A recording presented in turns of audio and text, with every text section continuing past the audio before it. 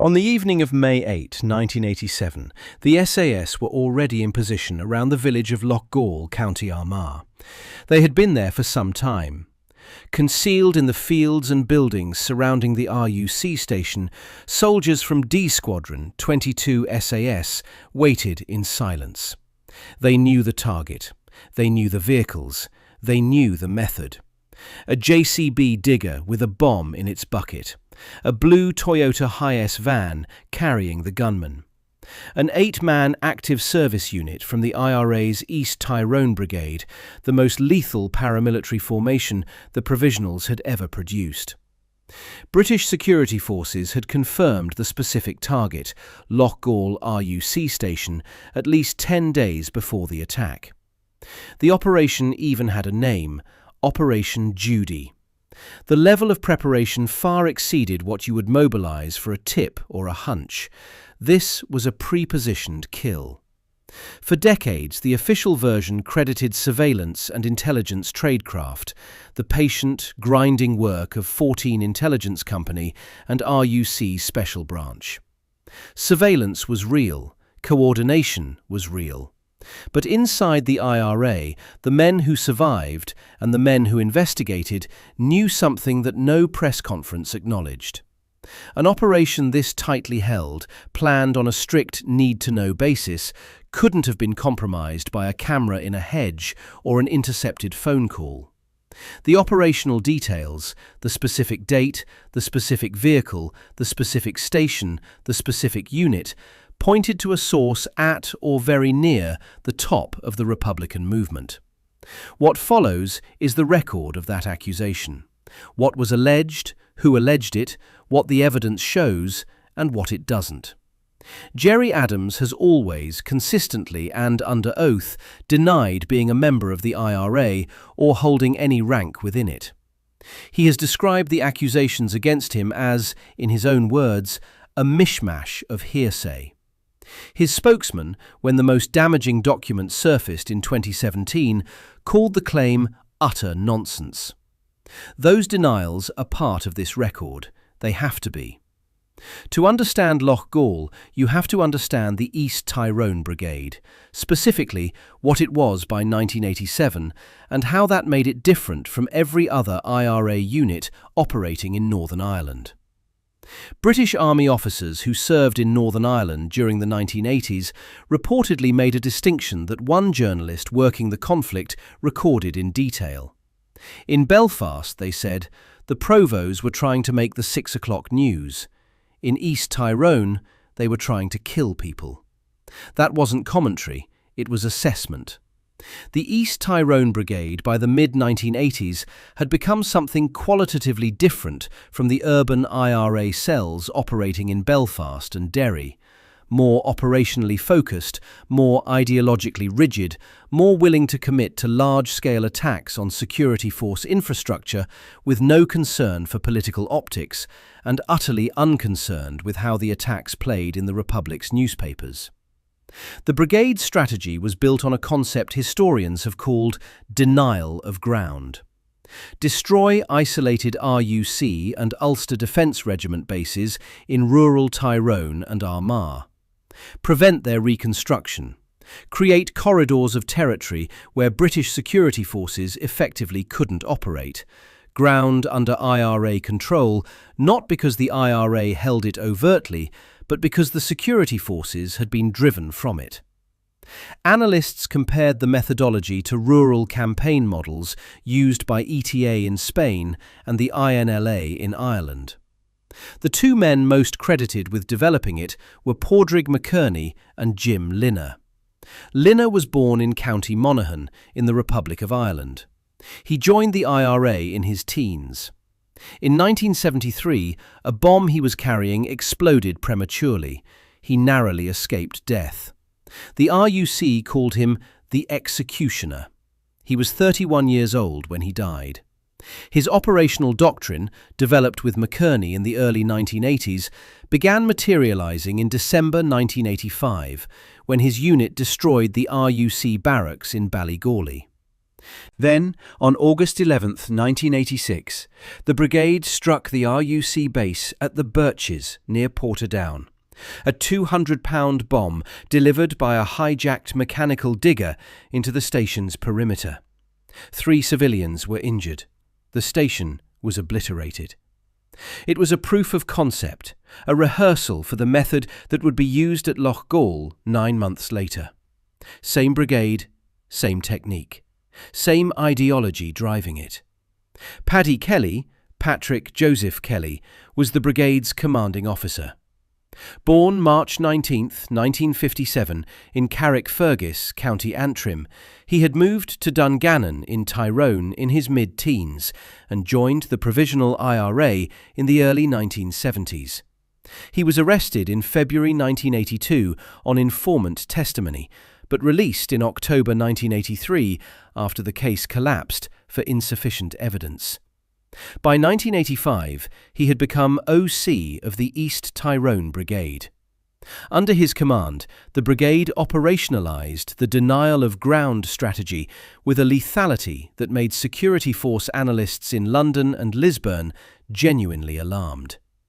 The weapons recovered at Loughgall after the ambush were subsequently ballistically linked to 40 to 50 murders, including, per one account citing declassified material, every Republican killing in Fermanagh and Tyrone in 1987.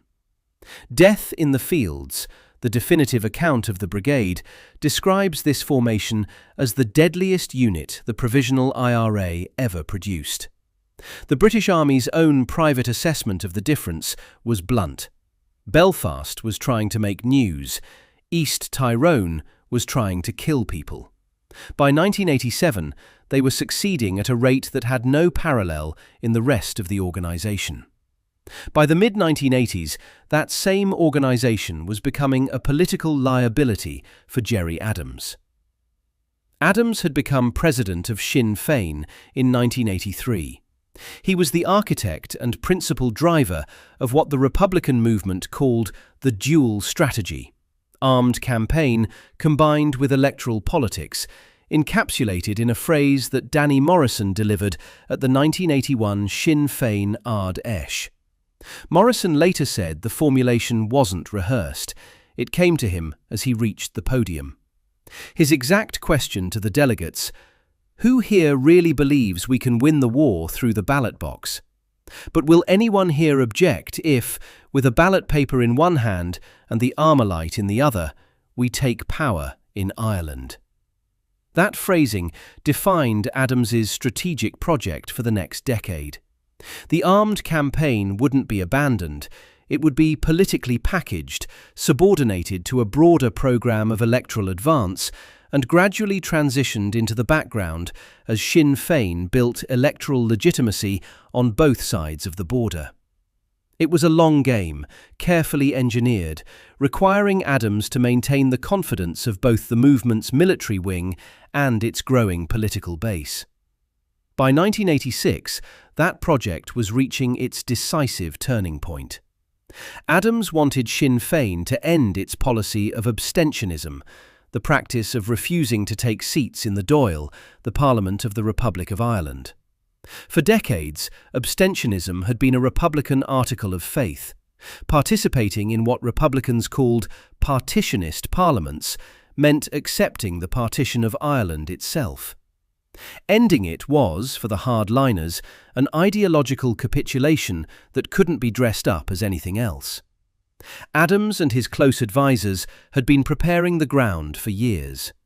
The IRA Army Convention was convened and voted first, providing political cover for the Sinn Féin delegates who would follow. Then, on November 1st and 2nd, 1986, at the Sinn Féin Ard Esh in Dublin, delegates voted 429 to 161 to end abstentionism toward the Dáil. Ruairí Ó Bródig led a walkout. He and Dorothy O'Connell subsequently founded Republican Sinn Féin, committed to preserving absolute abstentionism from all partitionist parliaments. The split was real, It was bitter, and it drew a hard line through the Republican movement, between those who accepted the political transition and those who believed it represented the end of everything the IRA had been built to achieve. Paddy Kelly had attended the IRA Army Convention that preceded the Ardèche. He voted against dropping the abstentionist rule. Multiple accounts describe that vote as creating a documented rift between Kelly and the Army Council majority backing Adams. He didn't leave. He didn't join Republican Sinn Féin. But his position was on record. His opposition was institutional, documented, and irreconcilable with where Adams was taking the movement. Jim Liner and Padraig McKerney are described by Ed Maloney, the journalist and author of A Secret History of the IRA, the standard scholarly account of the Provisionals, as men who, by early 1987, were reportedly leaning toward Republican Sinn Féin's position. They disliked Adams's political policy. Maloney, in a later essay, hints at something larger, that British intelligence may have helped remove those in the IRA like Jim Liner and those killed at Loughgall, who could have caused problems to Adams, and used their agents within the organisation to push the movement toward the peace strategy. Maloney doesn't assert this as a documented fact. He raises it as a possibility, then immediately cautions that the suspicion must be treated carefully, that other, equally credible explanations existed. But the hint has a source, a document that had spent 30 years in an Irish government archive. In 1987, a Dungannon Catholic priest named Father Dennis Fall told Irish government officials that he had heard a rumour doing the rounds. The rumour: the IRA team at Loughgall had been set up by Gerry Adams himself. Fall wasn't a peripheral figure. For decades, he had been one of the most prominent human rights activists in Northern Ireland, a persistent and credible critic of both IRA violence and British security force abuses, deeply sourced in the Republican community, someone whose information Irish government officials took seriously enough to record in a confidential state file. He was also explicit that what he was passing on was a rumour, not first-hand knowledge, not something he could verify or document himself. His report remained classified until December 2017, when the 30-year rule released it. RTE reported on the disclosure. The wording, as recorded in the state papers. Father Dennis Fall said there was a rumour doing the rounds that the IRA team was set up by Gerry Adams himself. A Sinn Féin spokesman, contacted for comment, said he had spoken to Adams's office. The claim, he said, was utter nonsense. Adams himself, when addressing the broader allegations about his IRA role over the decades, has been consistent. In a civil case brought before the London High Court beginning in 2024, in which 3 IRA bombing victims sought to hold him personally liable for attacks in 1973 and 1996, Adams gave sworn testimony. His words: "I was never a member of the IRA or its Army Council, and I never held any role or rank within the IRA."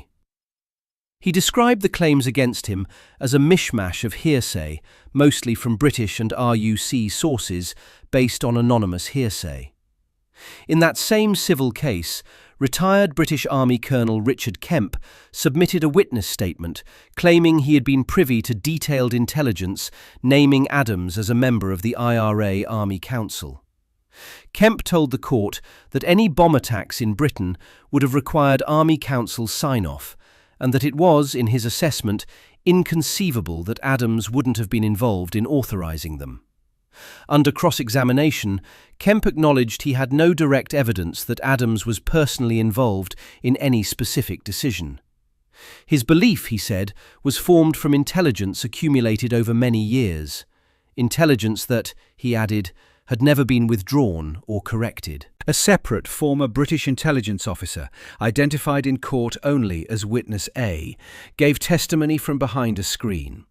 His evidence: that based on intelligence accumulated over his career, he had good faith and belief that Adams was an active member of the IRA.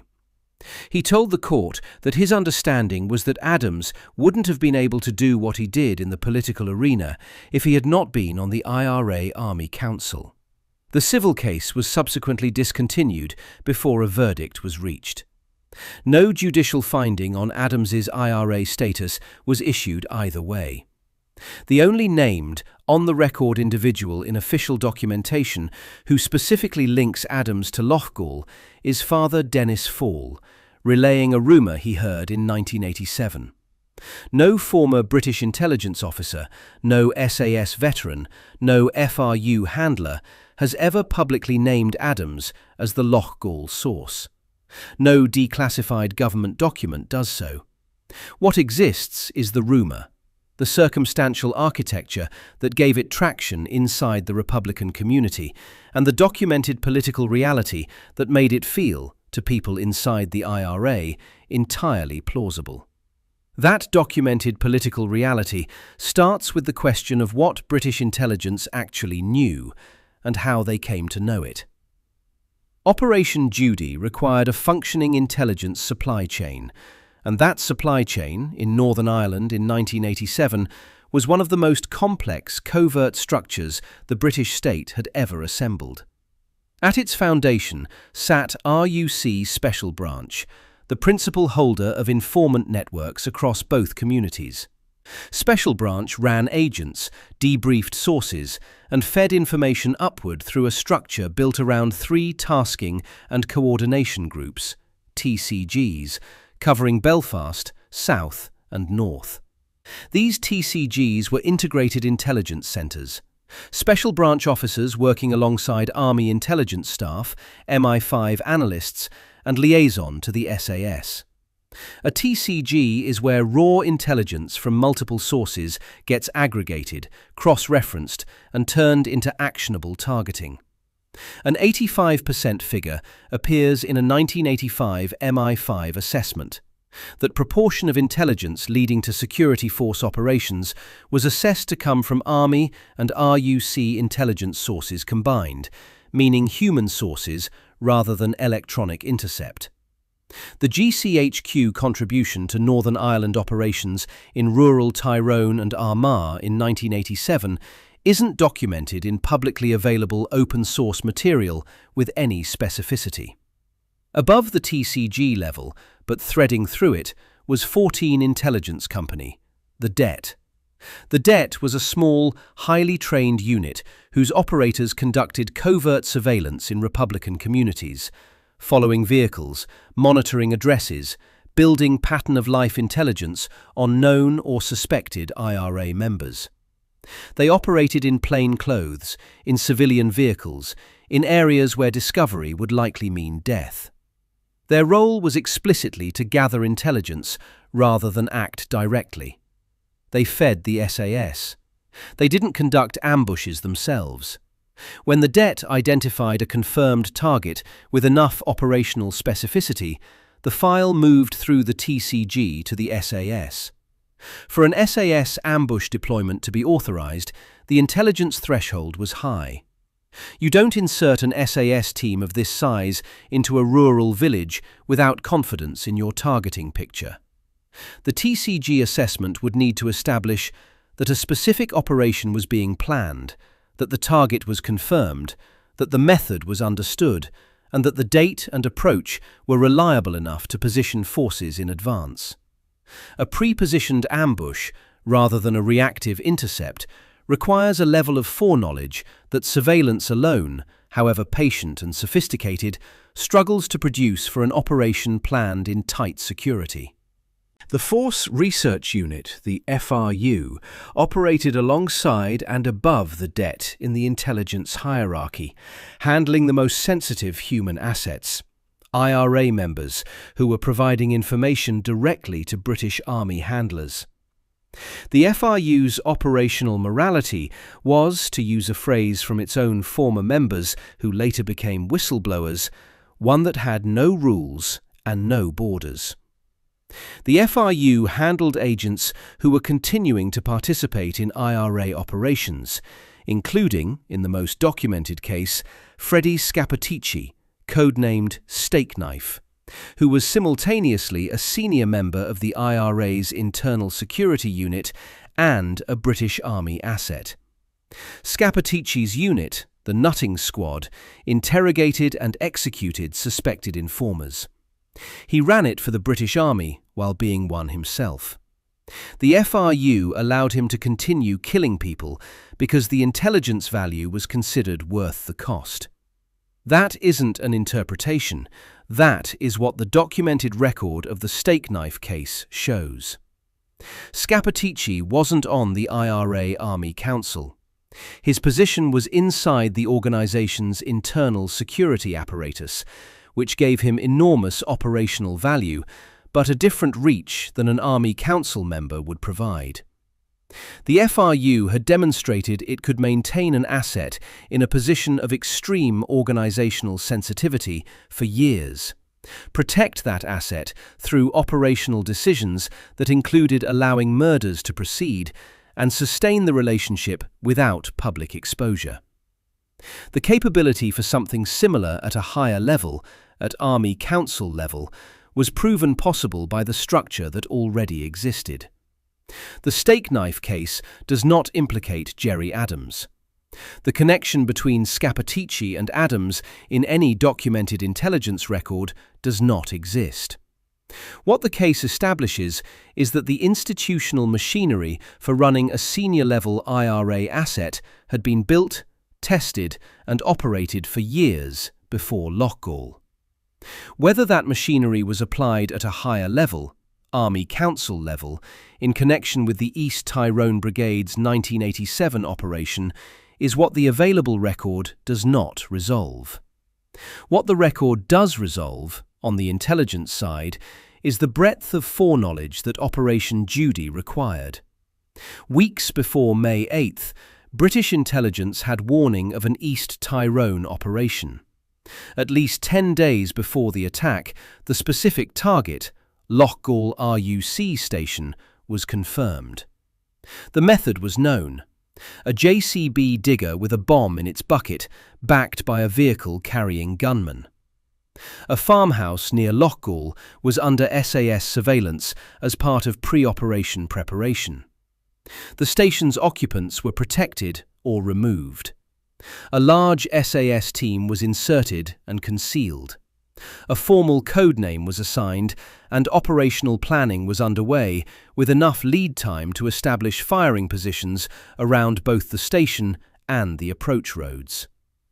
A US military thesis cataloguing human intelligence case studies from the Northern Ireland conflict lists Operation Judy, the Loughgall ambush, explicitly in its HUMINT section. Not surveillance, human intelligence. The academic authors who have examined the ambush include one study noting directly that commentators asked how the SAS had come by such accurate intelligence. That question has never been officially answered. The argument that the level of foreknowledge exceeds what passive external surveillance explains is a bounded inference, not a proven fact. A lower-level informant inside the ASU's logistical chain, a bomb maker, a safe house operator, someone with access to operational planning at a local level, could, in theory, have provided enough detail to trigger the ambush. Sean O'Callaghan, a documented Garda informant who was active inside the Republican movement during the same period, is sometimes mentioned in this context, though his specific role in Loughgall foreknowledge, if any, isn't documented in available sources. The intelligence picture might have been assembled from multiple lower-level sources, feeding partial information to a TCG that pieced it together. What the scale and precision of the British response makes difficult to accept is that the intelligence was only partial. An SAS team, pre-positioned, confirmed target 10 days out. That isn't a response calibrated for an approximate threat. That is a response shaped by high-confidence, specific operational intelligence, the kind that in 1987 Northern Ireland most reliably came from a human source close to the planning, rather than from cameras and intercepts at the perimeter. The village of Loughgall sits in North County Armagh, a small, predominantly Protestant settlement of farmhouses and hedged fields, about 10 kilometres from Portadown. The RUC station there was a part-time post, modest, brick-built, behind a low perimeter wall, the kind of isolated rural installation the East Tyrone Brigade had spent 2 years systematically destroying. On the evening of May 8, 1987, a warm spring Friday, the village was quiet. The IRA Active Service Unit had planned the operation along the same lines as the Birches in August 1986. Hijack a mechanical digger, load the bucket with a bomb, breach the perimeter, detonate. The Birches had worked. The station at the Birches had been obliterated. This was the next iteration of the same doctrine, against a similar target by the same brigade. The unit had stolen a JCB digger and prepared a 200-pound bomb, the same weight class as the device used at the Birches. The secondary vehicle was a blue Toyota Hiace van, carrying the gunmen who would provide covering fire and ensure the station was incapacitated. 8 men in total, the core of the East Tyrone Brigade's operational leadership. Patrick Joseph Kelly, 30 years old, the OC, married, from Dungannon. Jim Liner, 31, from County Monaghan, the architect of the tactical doctrine that had made the brigade feared across the province.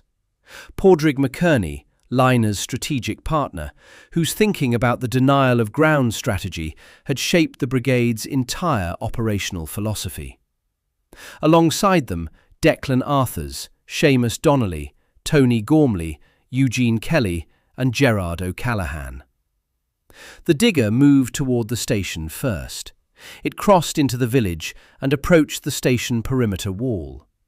At some point before or as it arrived, the SAS operators in their concealed positions had already done what trained ambush soldiers do: identified firing lanes, confirmed cover and concealment, ensured fields of fire overlapped. Some were in the surrounding fields and buildings. Several, according to one account, were inside the station building itself. The JCB breached the perimeter fence. The bomb detonated. Part of the station building was destroyed. The men in the Toyota Hiace opened fire. Then the SAS opened fire from positions the IRA didn't know existed. The volume was total. An estimated 1,200 rounds. That figure appears in academic sources, including a terrorism studies journal, and the range in various secondary accounts runs from approximately 1,000 to 1,500. British government figures have never been officially released. In less than 2 minutes, by most accounts, all 8 IRA members were dead. The Historical Inquiries Team report, later leaked to media, stated that the IRA had opened fire first. Republican accounts disputed that framing. But the volume and precision of the SAS response left no ambiguity about the operational objective. No member of the active service unit was captured. None was wounded and survived.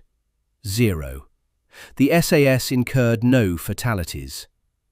Then there was Anthony Hughes. Hughes was 36 years old, a Catholic civilian from the area. Lethal Allies, a detailed examination of state collusion in Northern Ireland, describes his only affiliation as to his local accordion band. He drove into the ambush area while the shooting was underway, approaching the village in his car with his brother Oliver.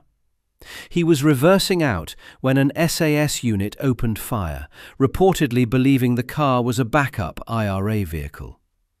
Bullets smashed into the car from every direction. An account of the shooting describes: he was struck multiple times in the head. Oliver Hughes survived, badly wounded.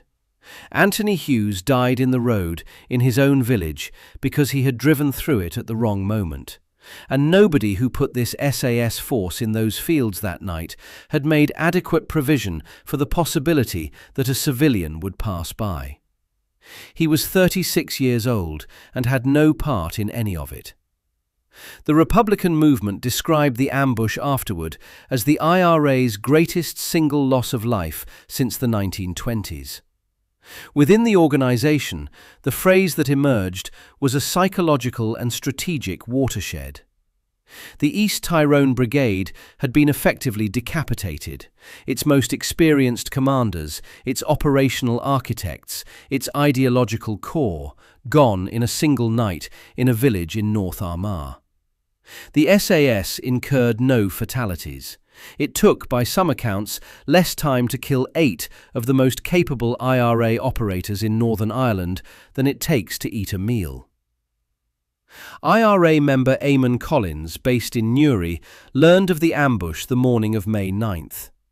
His documented reaction captures the immediate shock inside the movement, not just grief, but a specific kind of disorientation that comes from something going catastrophically, impossibly wrong. 8 men, in one night. No warning to anyone, no survivors to explain what had happened. The precision was the detail that circulated and wouldn't settle. RUC officers were reportedly quick to suspect an inside job.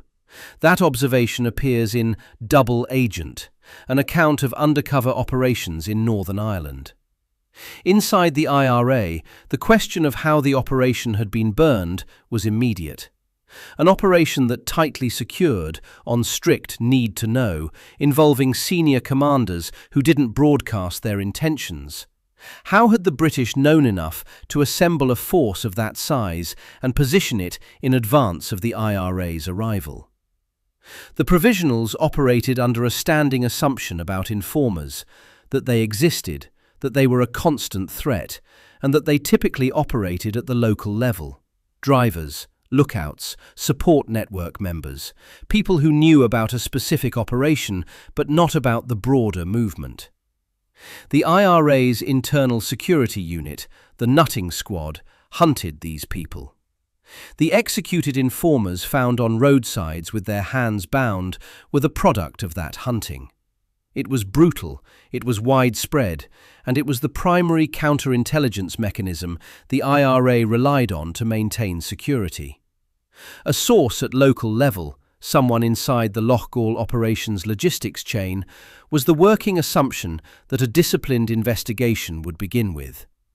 But the Loughgall intelligence picture was more comprehensive than a local informer typically produces. The 10-day advance knowledge of the specific target, the confirmed method, the scale of the British response. These pointed upward in the organisation, not sideways into the support network.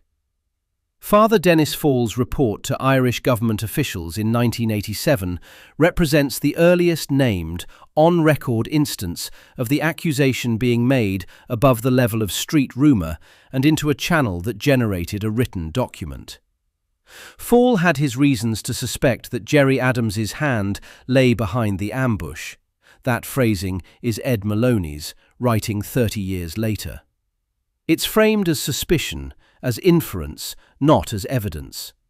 But a figure of Fall's credibility and access passing this specific suspicion to Irish government officials within weeks of the ambush tells you something about the velocity and the direction in which the rumour was moving inside the Republican community in that summer of 1987. The rumour's persistence has a history that extends beyond Fall's initial report. Rumours that Adams worked for British intelligence had been circulating in militant Republican circles for decades, and contemporaneous accounts describe the allegation as something that had been doing the rounds well before the 2017 state paper release. These weren't formal charges. No prosecution followed. No documentary evidence was produced in any public forum. The broader evidentiary context is established by what the Stakeknife case confirmed about the FRU's capabilities and moral framework. The FRU ran Freddie Scappaticci, codenamed Stakeknife, as an agent inside the IRA's internal security unit for years. Scapatici, in his role heading the Nutting Squad, interrogated and presided over the deaths of other IRA members, while simultaneously feeding intelligence to his British Army handlers. The FRU's decision to protect him, to allow those killings to continue rather than burn the asset, wasn't an accident or an oversight. It was institutional policy, a calculated judgment that the intelligence value outweighed the cost in lives. Martin Ingram, a former FRU handler who later became a whistleblower, described the unit's culture in terms that left no ambiguity. There were no rules and there were no borders. Scapatici wasn't an Army Council member. His position was inside the IRA's internal security structure, not its strategic leadership. But the FRU's proven willingness to maintain a high-level, morally catastrophic asset for years, protecting him through decisions that included allowing the murders of his IRA colleagues, answers the question of whether the British intelligence apparatus was capable of sustaining such a relationship at the very top of the organisation. Capable, yes. Operating at that specific level in connection with Loughgall, in connection with Gerry Adams, that is where the documented record stops. Adams's entire strategic project in 1987 rested on a fragile proposition: that the IRA could pursue a long war while simultaneously building Sinn Féin as an electoral force, gradually shifting the centre of gravity from military campaign to political programme. The 1986 Ardèche vote was the most visible step in that transition, but it hadn't neutralised the militarists. It had confirmed their suspicions about where Adams was steering the movement, and left them still inside the organisation, still armed, still running operations that demonstrated the armed struggle was viable and the political transition was unnecessary. Paddy Kelly's vote at the Army Convention was on record. He hadn't left. He was still commanding the most operationally active brigade the IRA had, still executing major attacks on security force infrastructure in rural Armagh and Tyrone, still providing the military proof of concept that the Adams faction needed to manage and eventually neutralise. Liner and McKerney were the same. They hadn't joined Republican Sinn Féin. They were in the tent, still armed, still planning. And their view of what the Republican struggle was supposed to be was fundamentally incompatible with where Adams was steering it. The East Tyrone men represented the irreducible armed resistance faction. Every major operation they pulled off was an argument against the necessity of Adams's political transition. The Birches, in August 1986, had demonstrated the brigade's capability in terms that British security forces found genuinely alarming.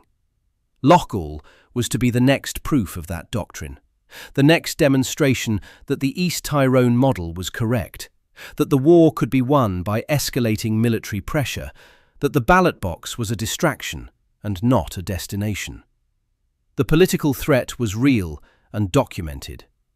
What isn't documented, not in any primary source, not in any corroborated contemporaneous testimony, is whether Liner or Kelly made explicit physical threats against Adams personally. Some accounts in Republican commentary frame the tension as direct threats to kill him. The available evidence doesn't support presenting that as confirmed fact. What is on record is Paddy Kelly's formal opposition at the Army Convention.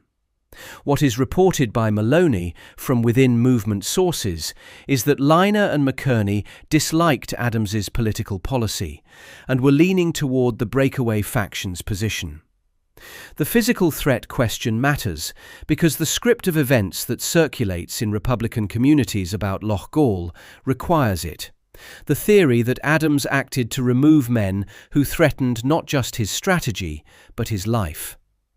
That specific version, the death threat motive, can't be sourced to any named primary witness or document.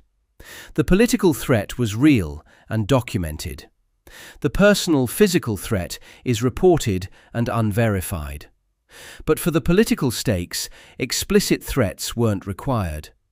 Active armed militarists operating inside the Provisional IRA, formally opposing the strategic transition, demonstrating operational success on a scale that undermined Adams's argument for political accommodation. That was a structural problem Adams couldn't solve through argument or democratic process. The East Tyrone faction wasn't persuadable. After the 1986 vote, it wasn't going to be brought around. And it wasn't small. The Brigade's weapons were linked to 40 to 50 murders and had operationalised the most effective IRA campaign template running anywhere in Northern Ireland. An Irish diplomatic cable, dated May 15, 1987, 1 week after Loughgall, records British and Irish security analysis of the ambush's strategic impact. The cable specifically names Liner, Kelly and McKerney as 3 very experienced paramilitaries and describes their deaths in terms of the security benefit achieved. The Irish government, at the diplomatic level, was coldly calculating what the loss of the East Tyrone leadership meant for the Republican movement's future direction. Others inside the Republican movement were doing the same calculation, and arriving at a darker conclusion about who else had benefited. A warm spring Friday. The village was quiet at the start of the evening. Loughgall in May 1987 was a cluster of Protestant farmhouses and small gardens, the kind of North Armagh village that existed at a remove from the wider conflict by geography and by community. The RUC station was a part-time post, a modest building behind a wall, unmanned outside duty hours, staffed intermittently. The IRA unit arrived in 2 vehicles. The JCB digger moved ahead toward the station perimeter. The blue Toyota Hiace followed, with the 8 men inside. The bomb in the bucket was 200 pounds of prepared explosive, the same weight and delivery method that had destroyed the Birches 9 months earlier. The JCB breached the wall. The bomb detonated. The station building was partially destroyed by the blast. The men in the Toyota opened fire. From positions they didn't know existed, in the surrounding fields, in the building itself, along the approach roads, the SAS operators engaged with everything they had. The IRA unit had come expecting a part-time rural station with no one prepared for them. They had come with the confidence of men who had destroyed this type of target before and knew the method worked. What they drove into was a pre-prepared killing ground, waiting specifically for them, armed with intelligence about their vehicles, their number, their method, and their target. The volume of fire was absolute, an estimated 1,200 rounds in a matter of minutes. Patrick Joseph Kelly, 30. Jim Liner, 31.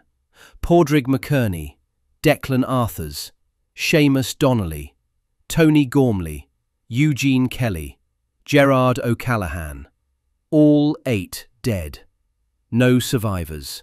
No one captured, no one wounded and evacuated. The SAS had no fatalities. Then Anthony Hughes drove into the village. 36 years old, his only affiliation to his local accordion band. He was reversing out when the shooting was still active. An SAS unit opened fire on his car, believing it was a backup IRA vehicle. Bullets smashed into the car from every direction. He was struck multiple times in the head. His brother Oliver was wounded but survived. Anthony Hughes was 36 years old and had no involvement in any of it.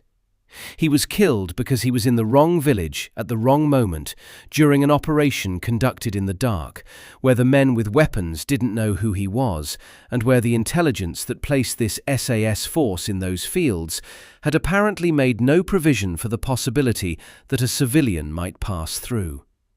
His death isn't a footnote. It's part of the record of what Loughgall cost and how it was conducted.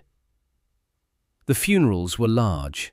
The IRA buried its dead with the formal Republican ceremony the movement had developed across decades of loss. Tricolour-draped coffins, masked honour guards, volley of shots, graveside orations. 6 days after the ambush, on May 14, 1987, Gerry Adams carried Paddy Kelly's coffin through the streets of County Tyrone. The image is documented.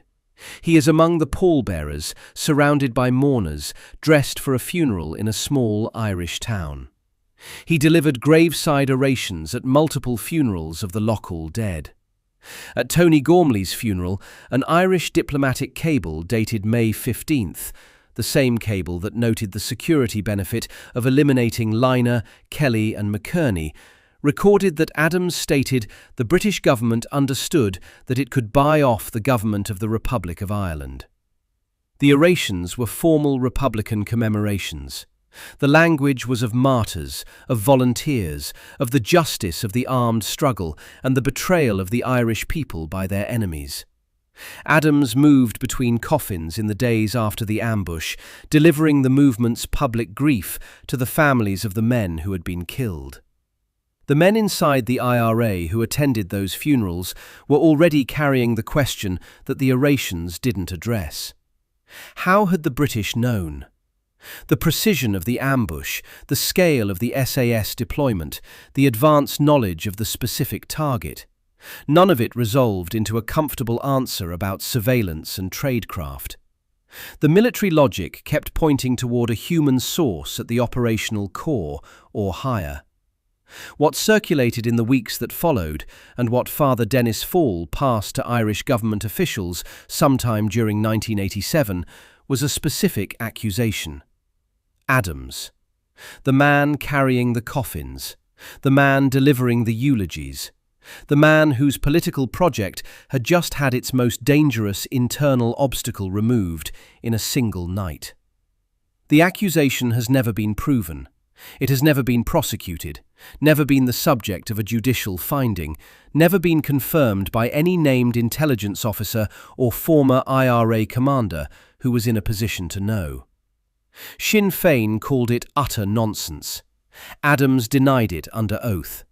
Maloney raised it and immediately cautioned it must be treated with care, noting other equally credible explanations existed. The long-term impact on the East Tyrone Brigade was severe but not terminal. The brigade rebuilt enough to plant a 1,000-pound van bomb at Loughgall Station again on September 5, 1990, demonstrating that the organisation survived the decapitation, if in diminished form. The SAS returned to the East Tyrone operational area 8 months after the 1987 ambush, killing additional brigade members in October 1990. The war continued. But the men who had built the denial of ground doctrine, who had operationalised the JCB and bomb methodology, who had voted against Adams's political direction and reportedly opposed his strategic project. Those specific men never came back.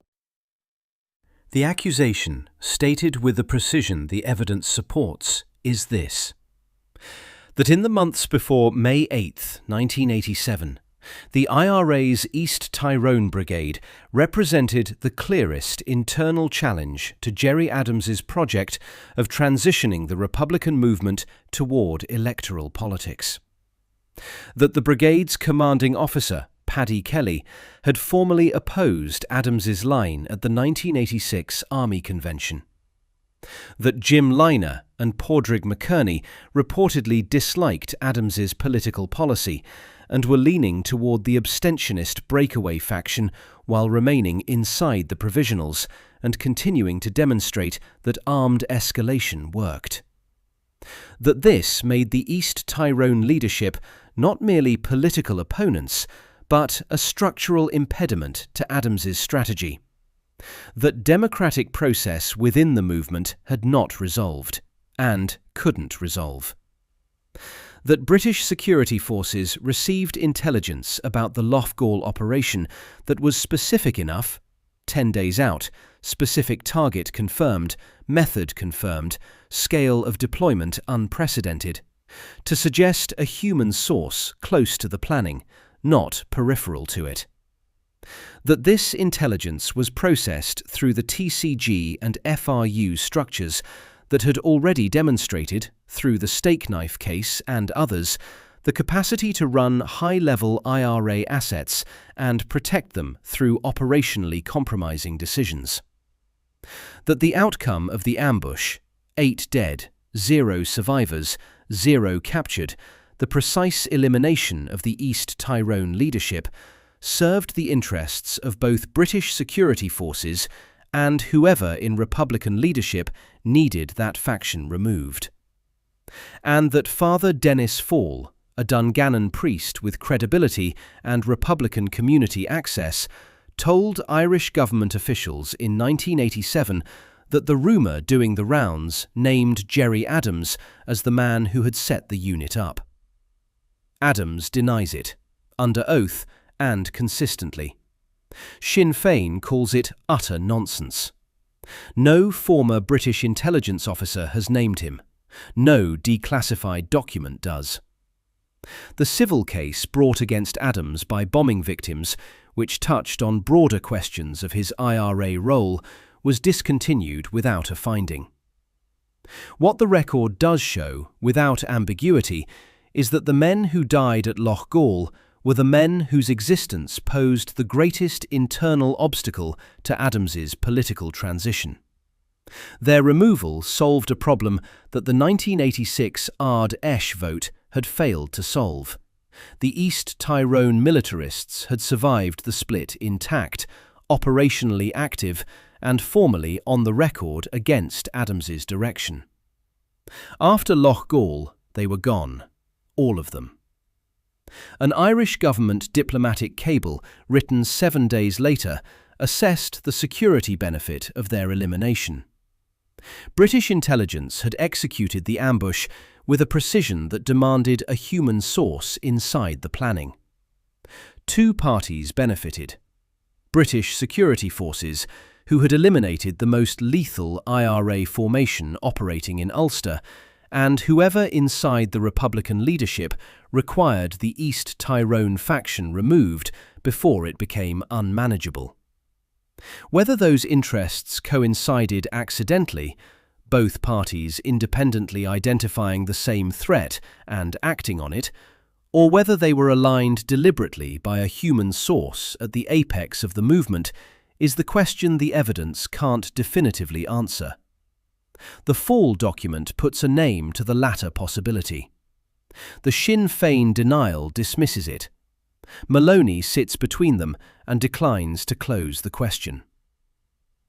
The truest casualty of Loughgall wasn't the station building in North Armagh, which the IRA would bomb again 3 years later.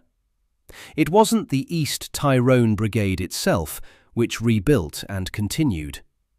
The deepest damage was to something that doesn't appear in any official record: the working assumption inside the Republican movement that the command structure, whatever its faults, wasn't actively working with British intelligence to eliminate its own members. For the volunteers who survived and investigated, who attended those funerals and listened to the orations, and then asked the question that wouldn't go away: how did the British know everything?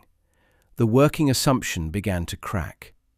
The foot soldiers of the IRA had given everything to a movement whose internal politics they were only partially permitted to see. Loughgall, for some of them, raised the possibility that what they couldn't see was worse than what they could. When Father Dennis Fall passed the rumour to Irish government officials in 1987, he was documenting something that was already moving through Republican networks. The people who believed it weren't academics weighing evidence at a distance. They were people who had known Jim Liner and Paddy Kelly, who understood what a need-to-know security breach required in terms of source seniority, and who looked at the coffins and then looked at the man carrying one of them and asked themselves a question they couldn't answer. 6 days after the ambush, County Tyrone, Gerry Adams's hands on Paddy Kelly's coffin, surrounded by mourners, cameras recording. The oration about British government cynicism delivered with full conviction to a crowd that had no idea at that moment whether the man speaking had anything to do with why they were there. Whether he did, whether the accusation that has circulated for nearly 4 decades is the truth of what happened, isn't established by the available record. What is established is the political motive, the intelligence foreknowledge, the scale of the operation, and the identity of the single person that a credible, well-sourced Dungannon priest named in a confidential report to the Irish government in the summer of 1987. The East Tyrone Brigade didn't walk into a British ambush by misfortune or tradecraft failure. On the evidence, they were walked there by someone who knew enough about their operation to enable a pre-positioned SAS kill. Whether that someone was at brigade level, in the wider support network, or standing at Paddy Kelly's graveside 6 days later, is where the documented record ends. Father Dennis Fall's assessment named Adams specifically. Adams denies it categorically. The weapons the dead men carried had killed 40 to 50 people. The men who met them at Loughgall incurred no casualties. That is the record. The rest is what you make of it. Subscribe for more stories like this.